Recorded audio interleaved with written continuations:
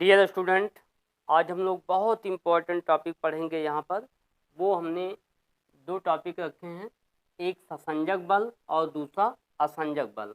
आइए देखिए, यहाँ पर ससंजक और असंजक बल को समझने के लिए हम आणविक सिद्धांत के अनुसार समझेंगे इसको। तो आणविक सिद्धांत क्या है? आणविक सिद्धांत के अनुसार प्रत्येक पदार्थ जो है छोटे छोटे कणों से मिलकर बना होता है, जिसे हम अणु कहते हैं। इन अणुओं के बीच की दूरी 10⁹ मीटर से अधिक होती है, तो इनके बीच में कोई आकर्षण बल कार्य नहीं करता है। फिर से देखिए, ये जो प्रत्येक पदार्थ छोटे छोटे कणों से मिलकर बना होता है, जिसे हम अणु कहते हैं। इन अणुओं के बीच की दूरी 10⁻⁹ मीटर से अधिक होती है, तो इनके बीच में कोई आकर्षण बल कार्य नहीं करता है। यदि इनके बीच अणुओं के बीच 10⁻⁹ मीटर से कम दूरी पर होता है, तो इससे कम दूरी पर जब होता है तो उनके बीच में एक आकर्षण बल कार्य करता है। यह आकर्षण बल जो होता है वो आइए देखिए, यहाँ पर दो तरह का होता है, एक ससंजक बल होता है, एक असंजक बल होता है। तो इनके आणविक सिद्धांत के अनुसार हम इस डिफिनीशन को समझेंगे। एक ही पदार्थ के अणुओं के बीच लगने वाले आकर्षण बल को ससंजक बल कहते हैं। ठीक है, जैसे जल हो गया, तो जल हो गया, यहाँ पर पारा हो गया, कांच की प्लेट हो गई। तो तमाम ऐसे पदार्थ हैं जिनके अणुओं के बीच में जो आकर्षण बल कार्य करता है उसे हम ससंजक बल कहते हैं। जस्ट इसका उल्टा, भिन्न भिन्न पदार्थ के अणुओं के बीच लगने वाले आकर्षण बल को असंजक बल कहते हैं। जैसे जल व कांच के अणुओं के बीच, जल और कांच के अणुओं के बीच, या जल और कोई भी और पदार्थ ले सकते हैं, उनके अणुओं के बीच, जल और पारा के अणुओं के बीच, कांच और पारे के अणुओं के बीच। तो भिन्न भिन्न पदार्थों के अणुओं के बीच में जो बल कार्य करता है उसे हम क्या कहेंगे? उसे हम असंजक बल कहते हैं। ठीक है, अब आइए देखिए, यहाँ पर जैसे एक प्रश्न है, यहाँ पर जल जो है कांच के पृष्ठ को भिगो देता है।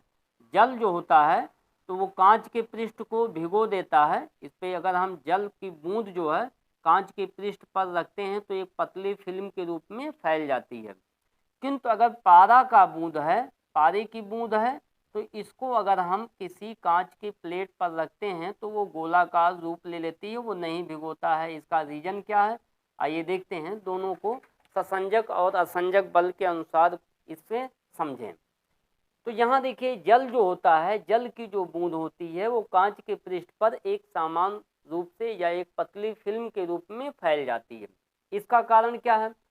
जल के अणुओं के बीच लगने वाला जो ससंजक बल है, जल तथा कांच के अणुओं के बीच लगने वाले असंजक बल से बहुत कम होता है।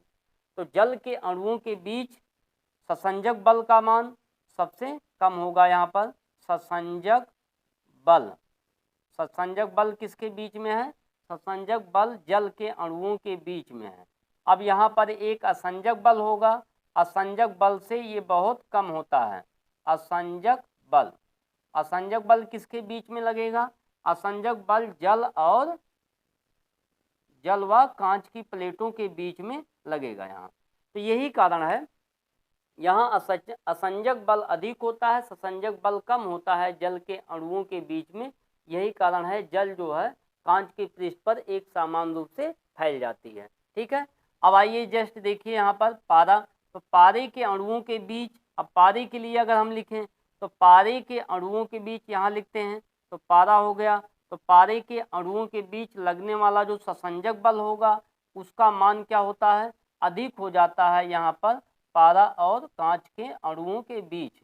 तो पारा और कांच के अणुओं के बीच लगने वाला जो असंजक बल है उसका मान जो है पारे के ससंजक बल से कम होता है। पारे के अणुओं के बीच लगने वाले ससंजक बल से कम होता है। यही कारण है कि पारा की जो बूंद होती है कांच के पृष्ठ को नहीं भिगोता है और गोलाकार रूप ले लेता है। ठीक है, बहुत ऐसे उदाहरण हैं जो आप पढ़ेंगे, इसमें आपकी किताब में भी दिए गए हैं जो उदाहरण है। इसी के अनुसार जो है उस उदाहरण को आप पढ़ेंगे नेक्स्ट अगले वीडियो में, फिर आपको बताएंगे। Thank you.